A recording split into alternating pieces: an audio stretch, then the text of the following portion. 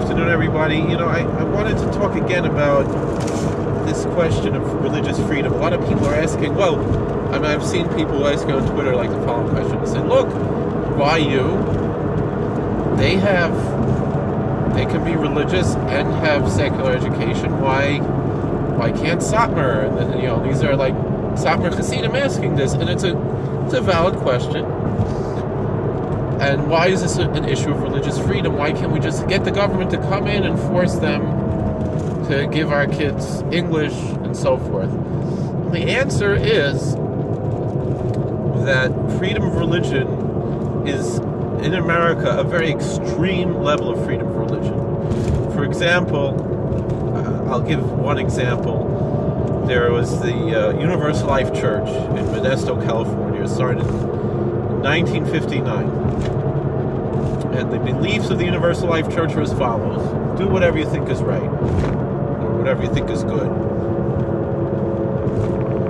And that's it. And based on that belief,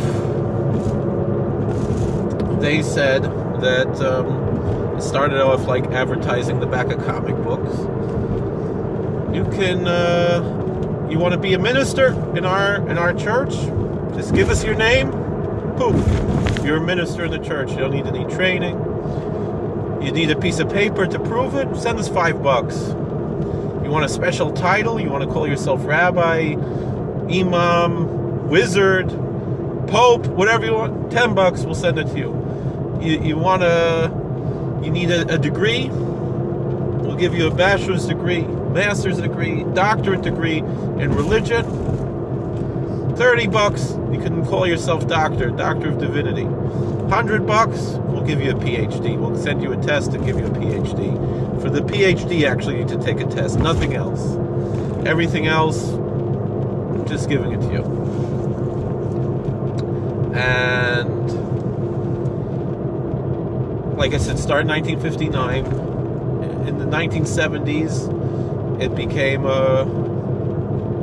it managed to get to the Supreme Court, and people were like, what is this? You can't, meaning the claim was, we ordain you as a minister, and you can officiate at a wedding, sign a marriage license, it could be legal.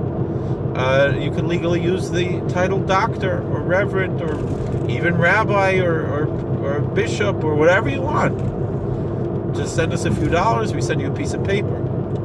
I mean, there is, this concept, the ordination mill and the diploma mill, which obviously people frown upon, but this one was founded to be 100% legal. Once the internet age came about, of course, they went online, and plenty of people, they just go online. Sometimes it's a joke, sometimes they want to sign their friend's marriage license to make it legal. As I understand, Jared Kushner was ordained by them because he wanted to do a friend's wedding. He could have asked me. I would have even given him something from a Jewish source. Maybe not rabbi, but if he ever davened for the Amid, he could be a cantor. And I know in New York City they accept cantors. I've ordained people as cantors that New York City has accepted to legally sign a marriage license, and gave them a piece of paper that, by virtue of the fact that they davened for the Amid in my shul, that they're an associate cantor in the congregation, and New York City accepted that. And like I said, some people are like, oh come on, freedom of religion doesn't go that far that you could just give out ordinations and doctorates and stuff. And they said, you can't give out a medical doctorate, you can't give out a law degree or something like that without any training or anything. But religion, because Congress shall make no law establishing an official religion, nor barring the free practice thereof. Now, of course, the fact of the matter is, originally, that only applied at the federal level. On the state and local level, there was not necessarily freedom of religion. However, the Supreme Court has, for better or for worse, interpreted as such. But this being said, the free practice of religion goes pretty extreme. But also, the issue goes on the institutional level. I mean, I remember I was a rabbi in Richmond, Virginia, and I wanted to essentially have a diploma mill. I'll be honest, just as an extra fundraiser on the side. In Virginia, the law was, and sometimes just to give to my friends who wanted it, and I didn't necessarily charge them. But the law was and is in Virginia that, you pay whatever it is. I think it's $300 for 5 years to be exempt from government oversight, and as long as you let them know what kind of degrees you are giving, and that all of them are religious degrees. And in Virginia, it was particularly that you could give a bachelor's in religion, or a master's of religion, or a doctorate in religion, but you could not give a bachelor's of arts, or master's of arts, or bachelor's of science, or master of science, or a PhD. Those you could not give with the doctor of divinity, the MDiv. Those you could give. And to people, I only gave it to people who I felt were worthy of such things, but I didn't give it just to anybody. I didn't have certain standards, but more or less, I followed the laws in the state of Virginia, and that's how it was. There really was no oversight. It was just, I think since then, it's my, what do you call it, has run out. The exemption form has run out. But all that being said, that's totally legal. But there are other issues with religious freedom. Religious freedom means that the government is not going to pick one form of religion to prefer one form of religion over another, even within the same religion. Unless, of course, there's a danger to society, terrorism, things like that. Crimes committed in the name of religion are not covered by religion, but by freedom of religion. But there are certain things that freedom of religion protects, and that includes in areas of education. And this is not only something that affects the Hasidic Jewish community. It is something that affects, albeit small,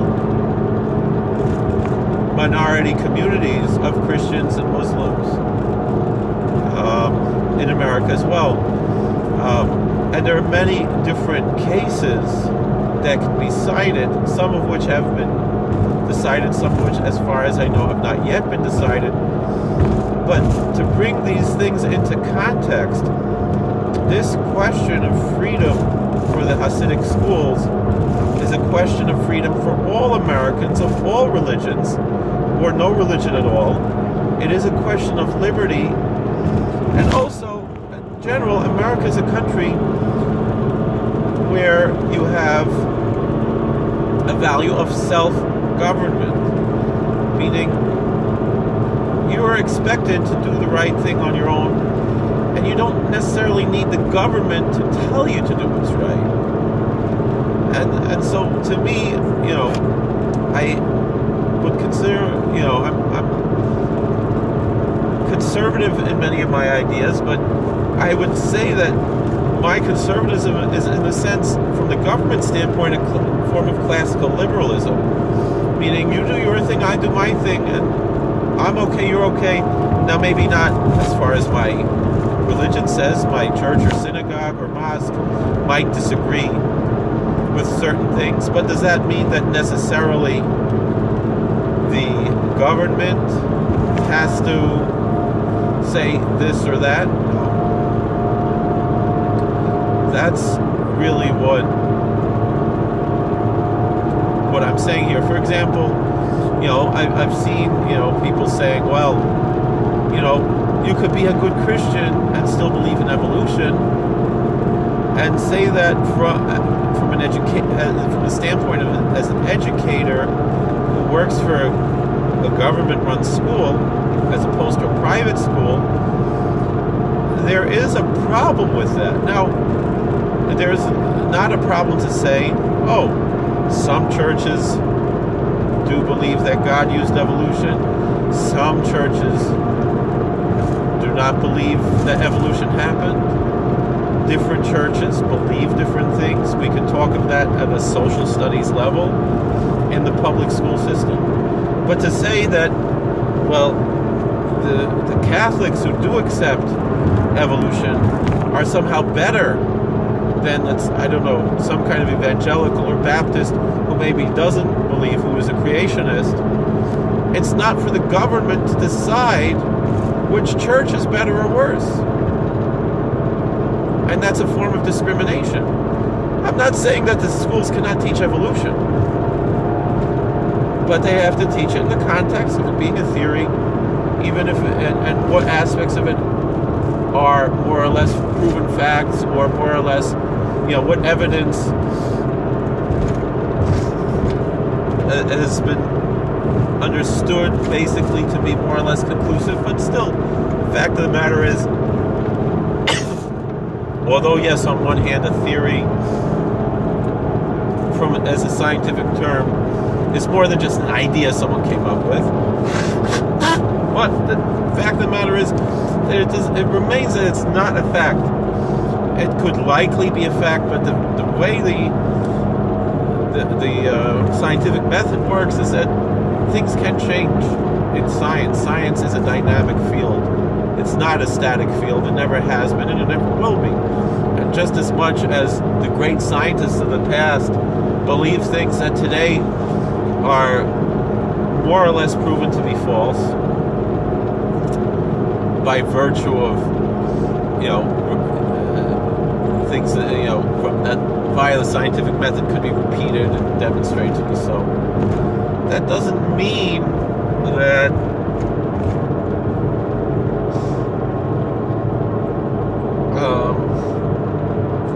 it's not going to change in the future. And something will come along and say certain aspects of these theories were wrong, certain aspects were right, and there is a dynamic quality to the field of science. And the fact of the matter is there are dynamic qualities to religions and static qualities to religions as well. But a lot of people think, religion is not that important. But the fact of the matter is, even if you're not a believer in religion, you have to admit to the fact that religion has had a major impact on society. And it might be a matter of opinion whether it's positive or negative, but I think it's pretty clear that it has had both positive and negative effect on society, and most of the time more positive than negative. That's not really what I want to talk about here today.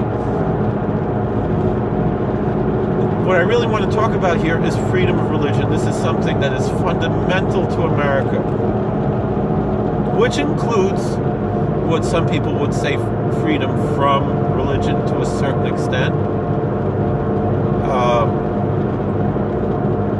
Not really, not in the way that people who wave the banner of freedom from religion, quote unquote, would like to have it mean, which really means the way it is, like in other countries where essentially the government controls many aspects of religion and there is no religious freedom.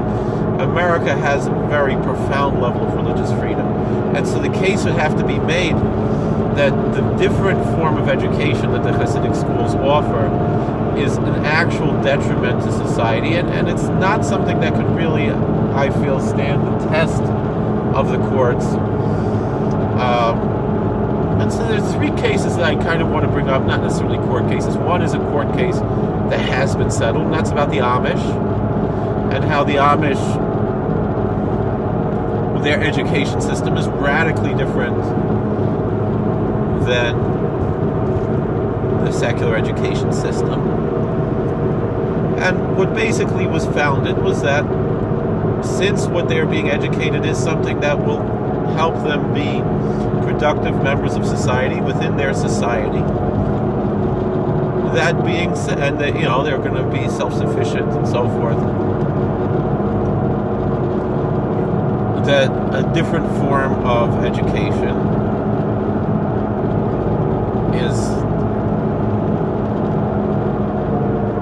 is legal for the Amish. Now, the question here vis-a-vis the Hasidic community is what the Hasidic community offering sufficient? In that room, can you make a living and so forth?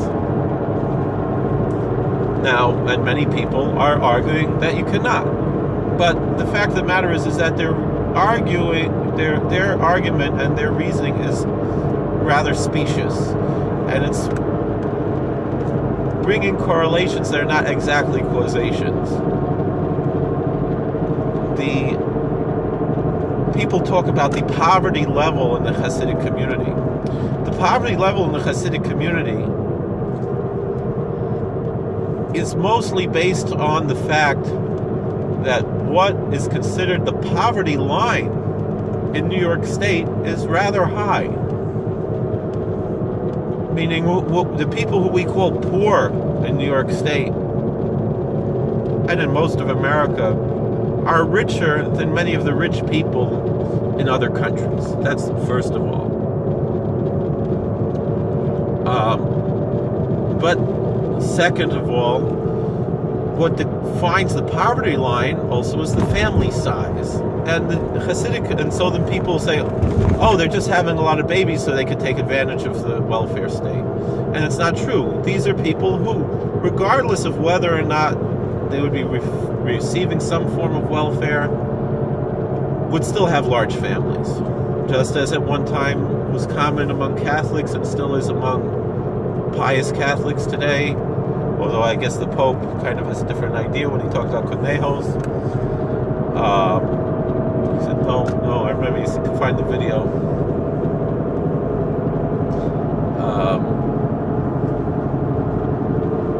He said, no como conejos. I'm not going to translate that. If you know Spanish, you're going to know what I'm saying. Certain Muslims,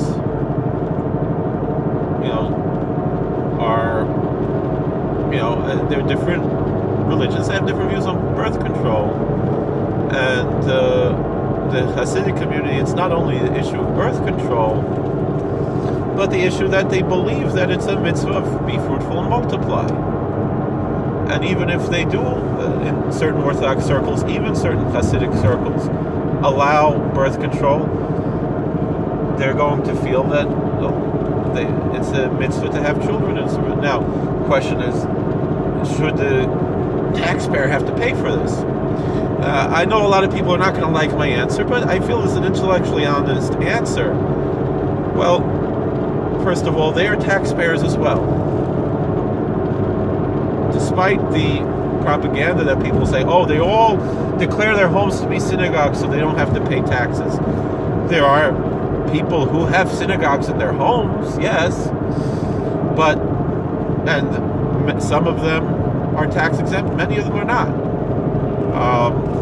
But that's the most that could be is 10%. And the fact of the matter is it's maybe 3 or 4% of property owners in the Hasidic community. Both people who are rabbis who have their synagogue in their home, that the synagogue and the parsonage is one in the same building in order to save money, or where they have two separate buildings, and one is a parsonage, and parsonage is taxed differently, although there is some issues with that, but essentially that's the case. And all of these issues, all this being said,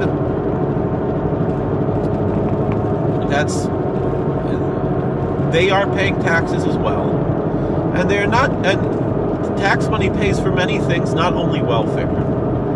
And there are many things that the average American family also gets back from taxpayer money that the average Hasidic family does not get back from taxpayer money, and it comes out not only even, but generally what the average American family gets back is considerably more than what the average Hasidic family gets back vis-a-vis what they're putting in.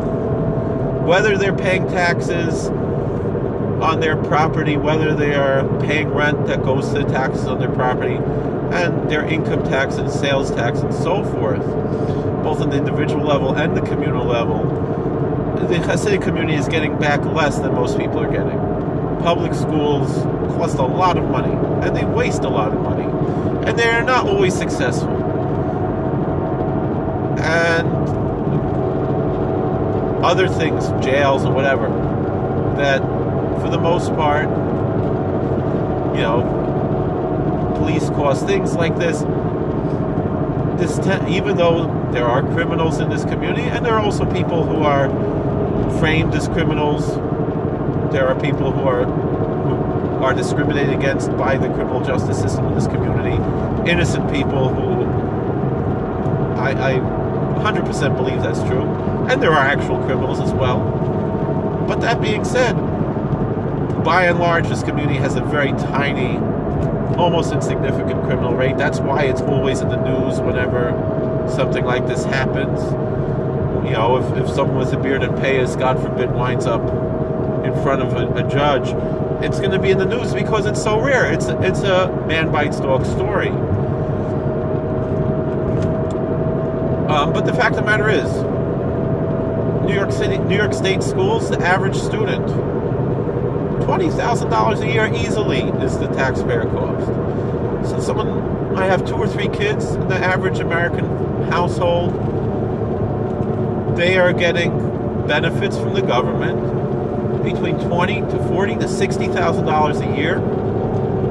That's more than most people get as a salary, and so they're getting back this benefit, which the Hasidic community does not get. The average Hasidic child in the public school is costing the taxpayer about $1,000 to $2,000, if that much. It comes out in an average, probably less than $2,000 a year, mostly because many of them don't get anything from the schools. Many schools don't take anything. Many of them, even though they are allowed to, they refuse for various reasons. This is something we're going to get to in a moment. And there are many other things that are involved there. That being said, plenty of Hasidic people, they get jobs, they open businesses, and they make a living. And all right, if you're making $40,000, $50,000 a year, and you have,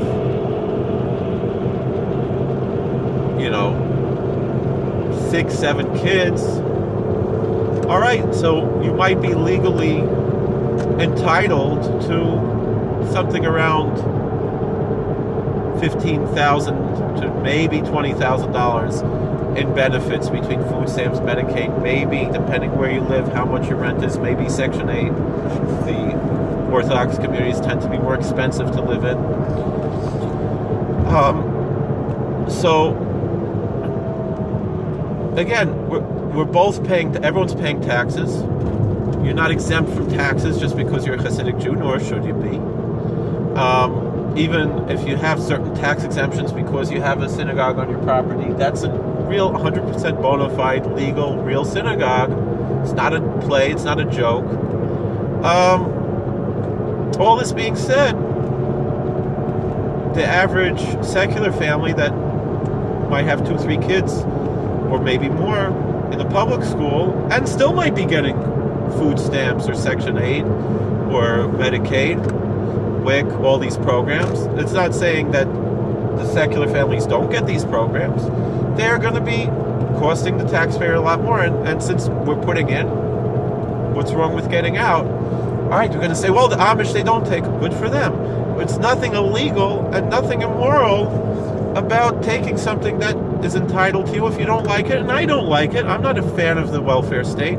I would rather not see it. I'd rather, I believe in what they call somewhat derisively trickle-down economics. I believe that if the people up top are paying less taxes, there will be more revenue and the economy will be better and there'll be less need for these programs. And I would much rather, have a job making more money because the economy is better because people are investing more money in the economy and so forth, and not be eligible for these programs. But if I'm eligible, I'm going to take them, and I don't see anything immoral or wrong about that any more than you could say it's immoral to send your kids to a public school. How is that any much less moral than taking food stamps or Medicaid if you're legally allowed to take it? You try your best to get a job, and there's nothing available. I mean, the Hasidic community is by and large a community that works for a living. You don't have the tremendous kollel culture in the Hasidic community that you have in other Orthodox communities. The kollel culture of the Hasidic community generally is for a year or two, except for certain people who are, the scholars and the wealthy people in the community are paying them for this. So it is a job to be a kollel, just as much of a job as, being an actor or an athlete that doesn't really produce anything, but people find it to be a valuable thing to support for whatever reason, and so too to support someone in kollel. It's a job, and you got to do your job. You got to go and learn, or else you don't get paid, just like any other job. And if you're late to kollel, you're not going to get your check. Now, it doesn't pay a lot to be in kollel. Depends where. Some out-of-town kollels do pay more because, but all this being said, by and large, the Hasidic community is not really a kollel-based community. And the Lithuanian communities that do have a stronger English, education do tend to support that, and I have no problem with that either. I am totally supportive of that idea. For those who are really serious about it, I think it's a well-deserved thing for the wealthy people in the community are paying people, hiring people to do this service for them, to learn, and it's something that they value. Now, when I get to this, I mentioned briefly, and so that's the fact of the matter is that, yes, the Hasidic community does equip their children to be gainfully employed. Some are successful, some are not. A lot of these things have to do with the economy, and now the economy is getting better, and I'm sure a lot of people in the Hasidic community will be getting off food stamps as the economy improves, because we're in a situation where now the government doesn't have an interest in keeping people on food stamps the way Democrats generally want people to be on food stamps, because they want people to be to basically be their slaves. I mean, the Democrat Party is still the slavery party, still the KKK party, and so they enslave them for votes, and they give them some pittance, just like they fed the slaves, and it's the same thing. Keep them in poor conditions and so forth. I mean, that's the welfare state that the Democrats basically, they want people to be dependent on them, so they'll vote them in. And they try to scare them out of voting for them. The Hasidic community can go either way. Sometimes they vote Democrat, sometimes they vote Republican. They're not, it's a much different way that their block vote works, and not everyone follows it. I don't subscribe to the block vote mentality if it goes against my personal political views. Let's move on. I mentioned that even though many of the, all private schools are in New York State are allowed to receive certain benefits, whether it be food, whether it be, and that goes by the student if the student is low income, whether it be books, computers, buses. And in New York City, they even have teacher programs. The Hasidic community sometimes takes certain things from these programs and sometimes does not. Buses could be an issue. They might not want mixed busing, boys and girls together. They might not want a man driving girls or a woman driving boys. Things like that. And so therefore, they have to get their own buses. and pay for it themselves and not take the buses from the school district and so forth. And so, again, this is something they're entitled to, but because of their religious beliefs, they choose not to take. And that's, I think, a wise move, because we see in the Muslim community there was an issue like this in New York City. So this basically, I want to compare to different religions. In the Muslim community, there in New York City, like I said, if schools have a high amount of low-income students, they'll give you teachers for secular studies. The problem is, what are they teaching?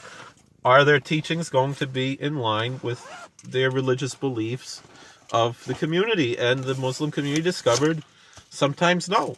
They had a teacher who was teaching things that went against their values. And they complained about it, and the answer is, that's fine. You don't need to take our teachers, but we don't need to pay for your teachers either. And that's basically what the Hasidic community has understood, that they are not going to be taking teachers. The only thing that they sometimes do take is Title I programs. And generally they figure out ways to monitor what kind of teachers they take. But again, if you're just going to take random teachers from public schools who are going to teach in low-income private schools, you're going to they might be teaching something that you don't like. And so that's a real religious freedom issue, and that's why it's not done. And so then the question is, so why don't they just get their own teachers to teach? Well, they teach what's required by law in schools like Satmar, Pupa, whatever. And then there are other schools that are also very Hasidic schools, but like Babov, Karlin Stolin, Novominsk,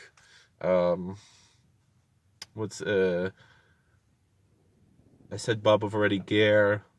I mean, these are very different. Babov is pretty similar to Satmar.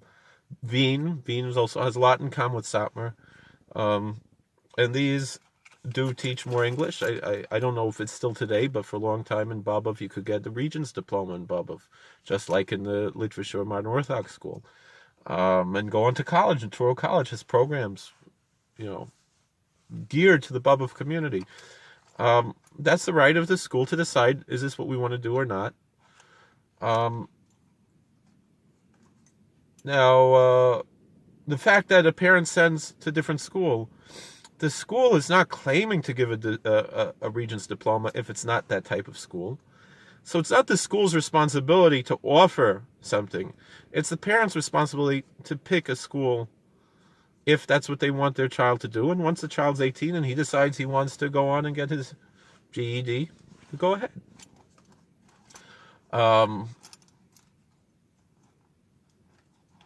But again, if the schools are not claiming to be offering anything, they're not breaking the law. Just like what we said in Virginia, I can claim to give a bachelor's in religion, but not a bachelor's of arts in religion, and I certainly cannot claim to be a medical school if it's a religious school. But I can claim whatever I want to be a religious degree, and so too, in Satmar, when you finish, 12th grade, or whatever, they give you a diploma.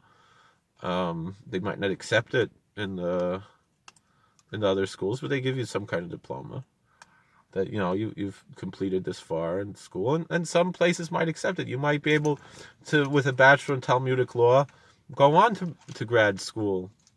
I mean, that's not what I did. I got a regular bachelor's of arts in psychology, but you could do that, and that's legal, and it's accepted in schools, and it's totally legal.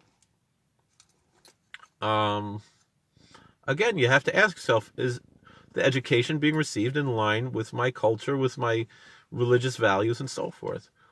But I want to go even further to a very extreme case, but that Muslim case is a very important case. But a very extreme case out of Texas. I heard it's going to the Supreme Court, but hasn't gotten there yet, about a homeschool family who it's alleged that they don't teach their kids anything. They don't even really give them religious instruction. They just sit there and pray and worship and play Christian music all day. And that's what they do for homeschool. And they got in trouble for it, and they want to bring it to the Supreme Court as a religious freedom issue. And I am excited to see what the outcome is of that, because I believe that it should be, if we take religious freedom seriously, that family should have the right to raise their kids the way they want. I do not believe that that is abuse or neglect. It's not like they're not feeding them. It's not like they're beating them up. They're raising them the way they want. And once they're 18, the kids can decide, this is not for me. My parents were total idiots for doing this. But until they're 18, until they're emancipated, or whatever it is, the parents, I think, are totally in their right under our Constitution. And that's not what's going on in the Hasidic schools. I mean, yes, Chabad, certain Chabad schools don't have any English. Now, but then what's the answer? Because people are complaining, what should we do? I want my kids to have more English, but I want to send them to the school. It's kind of tough. The government is not the job to tell Satmar not to be Satmar anymore.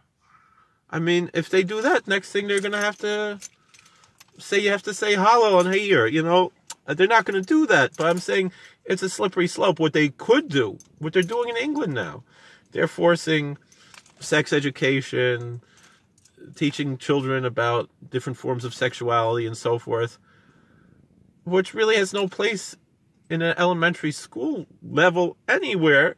But I understand, all right, different schools, they have their things, and the public schools have their things. But one reason why parents send their kids to private schools is so they don't have to have that, because they believe this is something maybe should be taught at home, or, we have different ideas, different views about these things, and they're taught in a different way than you're going to hear in the school, and they don't want that in the school. And when you open up that Pandora's box of the government is going to come in and enforce what's being taught in private schools, it's going to be for everybody. And the thing is if that happens, one thing we should be worried about, if you disagree with me, I do believe it could happen, is that, so then it's going to happen to Christian schools. And then they're going to be like, you Jews messed it up for us. It's going to lead to anti-Semitism, and it will be justified if that happens, just like it's justified the anti-Semitism that was created when secular Jews took prayer out of public schools. Because it wasn't the religious Jews who wanted to take prayer out of public schools, not even conservative and reform. They were consulting with conservative and reform rabbis to find a non-denominational prayer that could work in a public school system setting, that Christians, Jews, Muslims Muslims weren't really on the scene back then, but could all be comfortable with. And some secular Jews came along and took the prayer out of the public schools, and now we have school shootings. That's not a correlation without causation. That's a direct causation. And it's not like Neil deGrasse Tyson says, prayers have never stopped a school shooting. That's not true. Because it's not only that the school shooting was not prevented. I'm not talking about in a metaphysical, supernatural way, that we prayed and God protected the children. That could also be true. There could have been 100 times more school shootings if not for the prayers. But that's a side point. In a practical way, kids who every morning when they come to school pray, unless they're part of some kind of a terrorist cult or something, but most people, including people who might come from religion that does have terrorists, most of them are not terrorists, and most of them do not support terrorism. Most of them who come to America come here to escape the terrorists and escape the extremists. But kids who start their day with prayer are not going to go shoot all their friends. It didn't happen in the old days when they started their day with a prayer. Not that kids are perfect, but it wasn't like this. Instead of blaming the guns, we should blame the culture. And I understand, I don't want atheists to be uncomfortable in a public school setting. That's not my goal. But could we do something else, some other reading, some other, that the school day should start with an inspiration thing? You really can't. Not in the way the public school culture is today. The culture is totally rotten, and that's why I don't send my kids to public schools. Public schools are hellholes. I went to public schools. I went to good public schools. And I wouldn't put my kids through what I went through in public school. I went to pretty good public schools. The way things are now, absolutely not. Now, I might tell them you have the option, or if you don't do well in yeshiva, I'm going to send you to public school. And they're like, no, I want to stay where I am. But I would, in a way, much more feel, I mean, if you want to make a judgment call on the way I'm educating my kids, or how maybe other people educate their kids different than me, even people who send their kids to the same schools that I send to, but maybe I supplement what they're getting at school at home.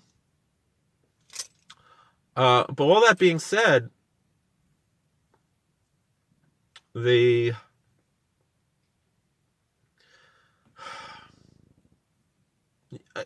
want to say that my schools are abusive. I could just as easily say that the public schools are much more abusive.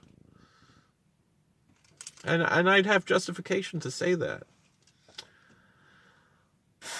I wouldn't say that because it's not polite, it's rude. But that's basically what people are doing to me. It's like Ben Shapiro talks about, I don't believe in political based boycotts, but you're going to do it to me, I'm going to do it back to you, So all this being said, I think these are the three main issues that we should look at when it comes to this question. Is it really a freedom of religion question?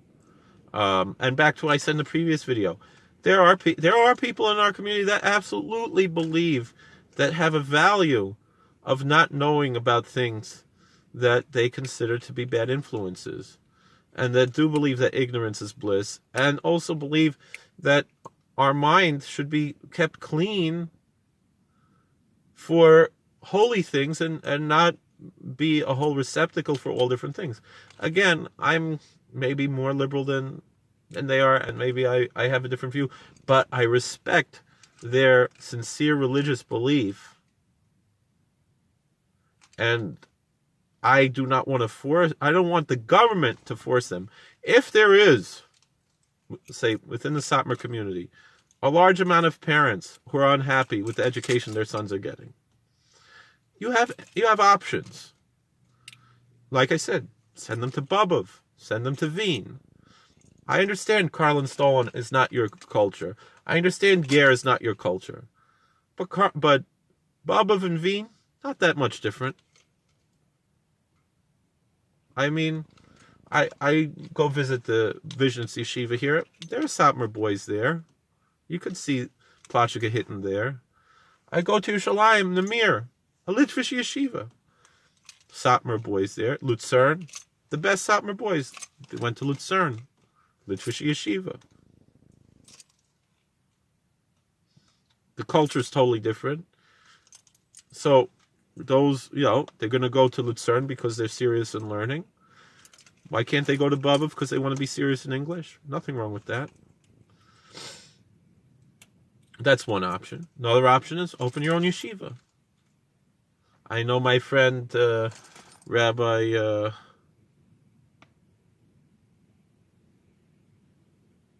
who's this?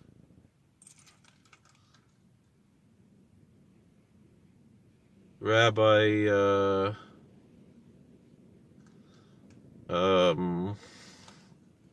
Malik. He's trying to open a yeshiva with a Hasidic yeshiva with a strong English program. Good for him. And if enough parents leave, maybe the yeshivas will wake up. You could talk to... Lubavitch has a nice way that they have some boys get English and some boys don't. They're going to send, if you want, you send to this yeshiva, you send to that yeshiva. I understand there's cultural pressure to send to one or the other, but you're an adult. You have to overcome peer pressure. If this is what you believe in, maybe you're not in the right place. Just because you were born into a particular community and you love that community might not be for you. There are Amish who They're like, I love the Amish community. I do whatever I can, but I just can't live that way. And so they might not be shunned, but they're not baptized Amish either. These type of things. So these are the types of questions, but we can't get the government to practice self-government. All right, thank you for watching. God bless. Please like, share, and subscribe. All the best.